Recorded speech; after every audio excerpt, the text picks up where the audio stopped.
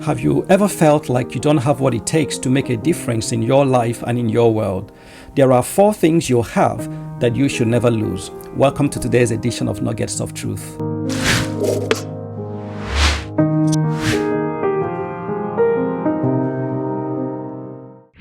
If you believe that you have been blessed by God, it presupposes that you have received something from God that can impact your world.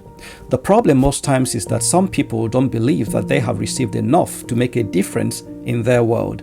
Our reflection today is from Acts chapter 3, and it tells the story of Peter and the lame man at the gate called Beautiful, who asked for help from Peter.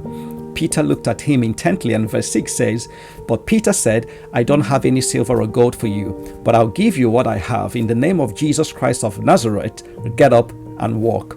Peter didn't have gold or silver, but there was something that he had.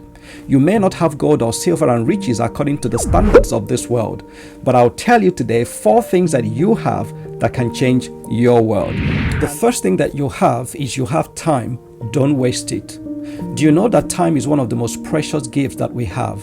The American poet and journalist Carl Sandburg said, "Time is the coin of your life. It is the only coin you have, and only you can determine how it will be spent. Be careful lest you let other people spend it for you."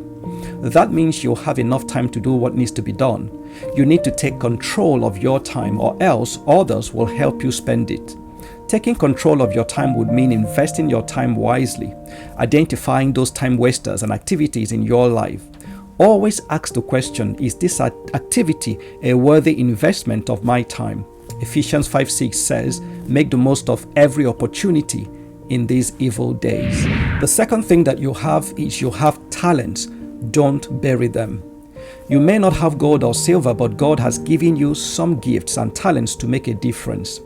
In the building of the sanctuary in the Old Testament, it was made possible by a pool of God-given talents. Exodus 36:1 tells us, "The Lord has gifted Bezalel and Aholiab and other skilled craftsmen with wisdom and ability to perform any task involved in the building of the sanctuary."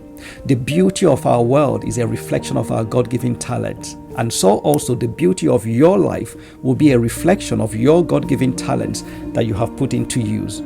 The parable of the talents is a warning for us in Matthew 25, and in verse 25, the servant said, "I was afraid I would lose your money, so I hid it in the earth. Look, here is your money back."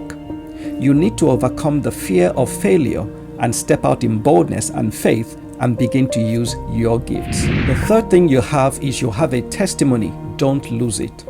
Your testimony is your witness. It is the story of who you are and all that God has done for you. What will you be remembered for when you live this life? Will you be remembered for a life of devotion, dedication, and service, or a life lacking in purpose and direction? How does your reputation reflect in your character? Proverbs 22:1 says, "Choose a good name, reputation, over great riches.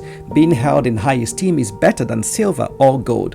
What will you be known for in your world and in your community? And the 4th thing you have is that you have the truth. Begin to proclaim it. We live in a world where there is a truth war raging at the moment. People don't know what is true anymore. We have a generation that have defined what is true for themselves. So truth has become relative, which is one of the features of postmodernism. So what is true for you may not be true for me. But Jesus stands in the midst of all that noise, and in John 14:6 says, "I am the way, the truth, and the life." So he hasn't left it for us to define. All he wants you to do is to proclaim it, because it can change someone else's lives. So there is something that you have that God can use. You may not have gold or silver, but you have enough to transform your world and someone else's life. The prayer this week is for you to pray that God will help you to see and focus on the things that you have that can change your life and change someone else's life. If you have enjoyed watching this video, why not consider subscribing to the channel and clicking the bell icon so that you can get notified when new videos are available. Once again, thank you so much for watching, and I'll see you next time.